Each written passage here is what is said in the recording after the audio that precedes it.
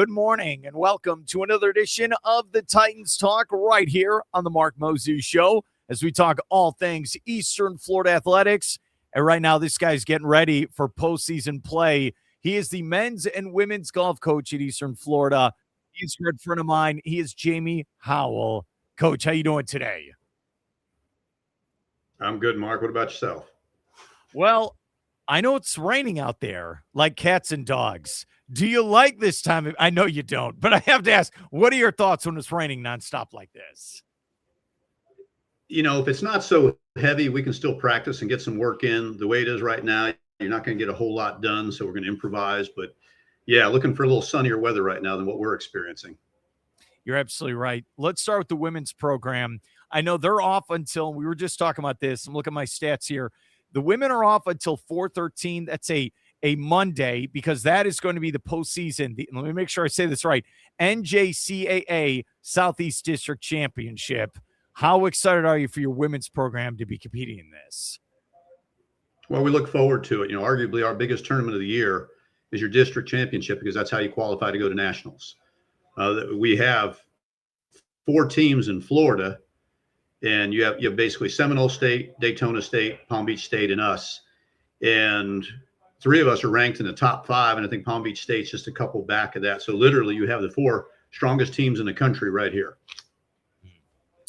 Tell me about your team and your thoughts on how they played so far this season. You know, we've had our moments. At 1 and 2, Mila Tang and Ann Burrell might be the strongest 1-2 in the country. Got a good third in Blair Powers. My number 4 and 5 have been changing. One of our young ladies has been dealing with an injury this spring, Connie Anglet. So we've mixed the lineup a little bit in the 4 and 5 level. If everybody's healthy, I like where we are. You know, if you're missing somebody, and you're missing, you know, somebody who's an integral part of that top 5, it's tough to replace that. So I think we're pretty good if everybody's healthy, and if we're not, then that means somebody else has to step up and fill the gap without trying to do more than what they're capable of. So it's a curious time with that. You know, every coach out there has to deal with injuries, and unfortunately ours is right now in April. What improvements have you seen from your team as we're now here in April then? I see a little bit more of a calmness about them when the heat is on. In the past, it wouldn't be beneath them to get a little panicky, to have those moments, maybe questioning their own capabilities.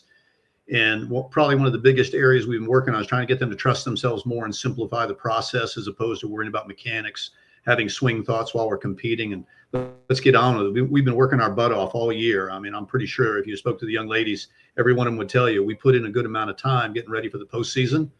Because for me, the idea should be when you get to the tournament, the hardest part of it's over. You got there. And not that the tournament's easy, but getting to it was the journey. What are going to be the keys then for you guys to go win that championship then? You know, we need to get the ball in the hole better. We worked all year long on our chipping and putting, and when we go over stats together, that's still the one area we can improve the most. There's been a couple tournaments recently when we back over our stats, and if we show just a minimal amount of improvement in the short game area, getting the ball in the hole on the green, you know, our results change dramatically without hitting the ball one bit different from tee to green, just what they did with it around the greens. And they all know that. You know, the good news is this isn't something that's surprising to them. So we've been focusing on that area consistently. Okay, so today as we're recording this, it is April 7th. You got some days here. So what's the schedule going to be like for the women's team heading into that district championship? Well, again, we're probably not going to get much done today. If you've seen the radar, it's just a swamp across Florida all the way to the Gulf of Mexico. And tomorrow looks the same. And Thursday looks similar. So I'm going to play it day to day. I sent everybody a text at 6:30 this morning, which I know they just love. But it was like, try to fit it in when you can today, because that's what it's going to be. There's going to be these little windows where we could get a little bit of practice in. I don't want to get them soaked. I don't want their equipment all soaked. And I don't want them just going through the motions for me. You know, they need to be out there going through it for them. And every once in a while, you're going to play in the rain. If you only practice in bright, sunshiny weather, when it rains, you're not going to be prepared. All right, let's go over this real quick with Coach. 6:30 in the morning text messages. Can you go even earlier than that? Like, is there no boundary? Like, you could 4 a.m., let's go. Like, what do you do, Coach? I waited 2 hours before I hit send.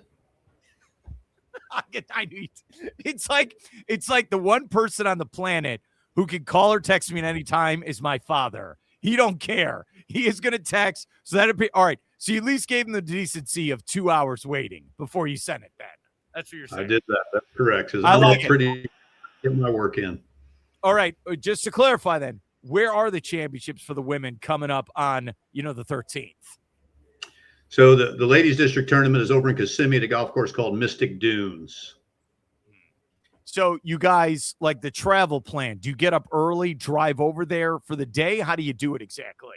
No, so the tee times are going to be early on the Monday and Tuesday. So we're going to go over Sunday to play a practice round.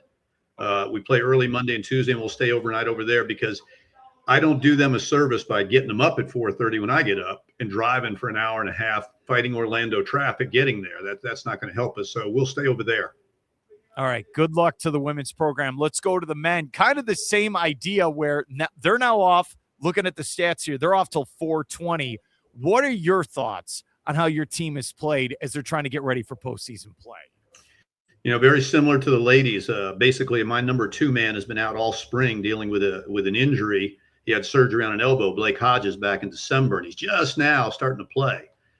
So kind of hopeful he's in the lineup, and yet at the same time, a little concerned, like, how's his game going to be after this big layoff? Because he's been chipping and putting for a while, but his full game, you wonder how it's going to respond. Again, if he's in the lineup, I think we're very good. Our number 1 player, I think, is ranked number 4 in the nation. I've got a good 3, 4, 5 in there between a young man by the name of Danny Byers, another young man by the name of Sean Jacoby, Horace Penix, who was with us last year. I've got some good depth. But again, if I don't have Blake, somebody else has got to step up. And if you're losing to number 2, it's tough to get better. As a former player of the sport, you played at a high level. How difficult is it to try to get through those injuries to get back out there? Because I know it must not be easy. It's different for everybody. I'm probably the wrong guy to tell that you're injured because I'm going to push through every chance I get. I think I know my body well enough that I just ignore and live in denial most of the time. But if somebody tells me they're hurt, then I have to take it for what it is. And, part of the job of a coach is, well, how far can you push them before you push them too far? Some people, they'll line in the sands a lot farther out than others. And so you push up to the edge of that line and you back off a little bit, do a little more work, you do a little more rehab, get a little more healthy, see if you can extend that line a little bit more, because you can only push so far before you overrun your limits. Okay, I asked this question about the women's team, so I want the same, I'd love to get your insight for the men's team. How have you guys improved since the start of the season, now trying to get ready for postseason play? The men's team, little by little, you come together more as a team. It's an individual sport that you're playing as a team, 5 players in a team, counting 4 scores. And you want everybody to work together. It's incredibly easy to fall back into, well, I'm just going to take care of me and he can take care of him. And you actually need the team to work together, buddy up with somebody. Some years back, the Ryder Cup, Paul Azinger introduced this pod system where there were small groups within the 12 players of the Ryder Cup working with one another, and it proved to be incredibly successful. You try to do the same thing with your golf team. You want these little small groups that get together. Certain guys think similar, other guys, they're on different pages, but you're trying to get them all on the same page of here's what we have to do to compete. I like that answer. I appreciate your insights. Then the question is, you guys are now off. It's 4-7. We were just talking about the women's program. Probably rain for the rest of the week. But what are going to be the keys then for your men's team to try to win that championship? Well, one, we've got to figure out who the 5th person is. Hopefully Blake's in the lineup, but I'm going to make him play to get him. I'm not just going to put him in the lineup without, feeling warm and fuzzy about his ability to play 54 holes over 2 days. So if he can't go, then I've got to have somebody else step in there. So again, they prep what we can this week. Truth be known, a little bit of rest is probably not such a bad thing. And again, take a look at the Masters this week. You mentioned it earlier. The number of guys that haven't played since the Players' Championship, the Scotty Scheffler comes to mind right away, has not played basically in 3 weeks. Many times that rest is even more important than the other work they've done, just so they show up healthy, they show up with a clear mind. And I'd like to think we're going to do the same thing if we can use our time properly here this next 10 days. All right. As a coach, though, would you rather compete every weekend than be off for 3 straight weeks? Not every weekend, no. I would like to compete the 2 weeks prior and have a week off before. I'd like to get some extra work in. The golf course the guys are going to is up in Montgomery, Alabama. It's we played up there in the past. It's a quirky golf course. It's kind of narrow in places. The description an experienced player would give you kind of nitty-gritty your way around it. You can't overpower it. So we're playing a couple different places, trying to assimilate a little bit of that into our practice so that when they get there, they can feel like, oh, I've been working on this for a while. And that's the adjustment, just adjusting to what the course demands. Their game should be fine. It's just a matter of how well we adapt to the course itself. Great stuff. I know you guys are going to be nonstop with the practice leading up to both conference championships or district championships. I apologize. You bring up the Masters. All right, I want to clarify this with you because you played pro here. Did you ever play at Augusta as a golfer? I did not. No, I did not. Have you ever been there before in person? I've been there a number of times. Okay, so what are your thoughts on being there, especially on that golf course? If you think of your travels and all the places you visited, it's one of the few places that lives up or exceeds your expectations. Augusta was everything that I wanted it to be, and that might sound a little selfish, but you read about it, you see the tournament on TV, and it lived up to everything I thought it was going to be and more. And for the people that I knew that played there, for the other people that visited there, everything that everybody described it to you was right on the money. In most places, you get the build up and you get there and like, it's not that way. No, Augusta was that way. You talked earlier about a quirky course. What's the best way to describe Augusta then when you see it in person? Augusta's demanding. The neat thing about Augusta, and we've watched it for years, they talk about it being a second shot course. So you have to be on the proper side of the hole when you're on the green. For as tough as the greens are, if you're on the wrong side, it doesn't matter how good of a chipper and putter you are. You just can't accommodate how severe the slopes are and how fast the greens are. So again, the folks that have been there the most, they tend to have a little bit of an edge for knowing where to be. And if you think about it, we haven't had a first-time winner at Augusta since 1979. So it holds true. A little bit of experience around there tends to be an edge.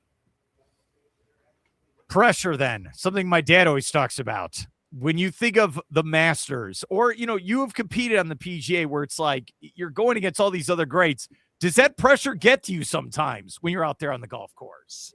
Well, sure. Absolutely it does, because you impose the pressure on yourself. If you think of it that way, whatever's going on around you, you can do one of two things. For the most part, you just can accept it for what it is and go about your business, or you can be overwhelmed by it and distracted by it. And typically when we're distracted by it, your performance is going to struggle. It's rare somebody is sitting there worrying about the pressure that can still perform at a high level. If you go about your business and you're taking care of what you're doing, that's the best you have. And somebody might still beat you. They just outplay you.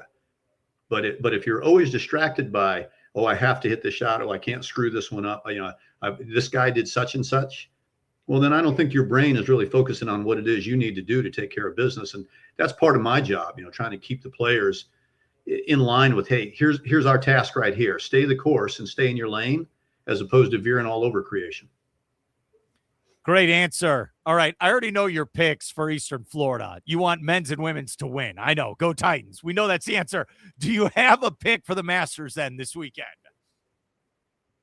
Well, it's hard not to like a Scotty Scheffler based on his track record. And I'm not one to get too overwhelmed by, oh my goodness, he finished 18th instead of first and what's wrong with him. I don't think there's a thing in the world wrong with him. It's called the game of golf. It ebbs and flows.